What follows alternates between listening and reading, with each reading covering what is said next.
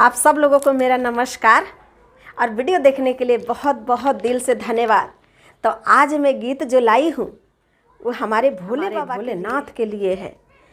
यदि ये भोले बाबा का गीत पसंद आता है तो लाइक, सब्सक्राइब और शेयर ज़रूर करें और कमेंट में लिखें कि हमारे भोले बाबा का गीत कैसा है और उनकी भक्त उनसे क्या क्या कह रहा है। तो सुनिए ये गीत। जय हो भोले बाबा। संगही में बारी तोहरा गंगा महारानिया, संगही में बारी तोहरा गंगा महारानिया।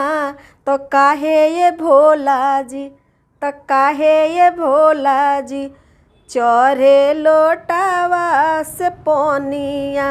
तो काहे ये भोला जी चोरे लोटावा से पोनिया।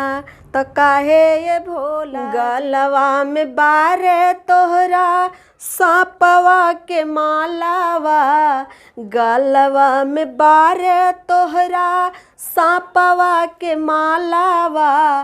तो काहे ये भोला जी, तो काहे ये भोला जी पहिरे मुंडावा के मालावा। तो काहे ये भोला जी पहिरे मुंडावा के मालावा। तो काहे ये भोला जी हाथवा में बारे तोहरा काठ के डमरुआ, हाथवा में बाजे तोहरा काठ के डमरुआ। तो काहे ये भोला जी, तो काहे ये भोला जी बाजे ढोलक नगारावा। तो काहे ये भोला जी बाजे ढोलक नगारावा। तो काहे ये भोला जी संगही में बारी तोहरा गौरा महारानिया, संगही में बारी तोहरा गौरा महारानिया। तो काहे ये भोला जी, तो काहे ये भोला जी रखला भूत के जमोतिया। तो काहे ये भोला जी आ रखला भूत के जमोतिया।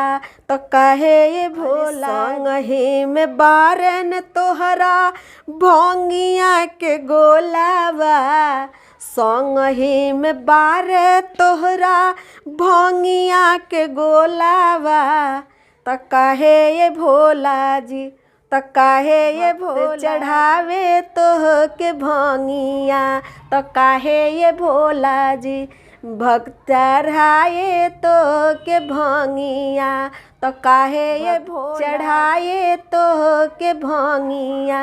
तो काहे ये भोला जी संगही में बारी तोहरा गंगा महारानिया, संगही में बारी तोहरा गंगा महारानिया।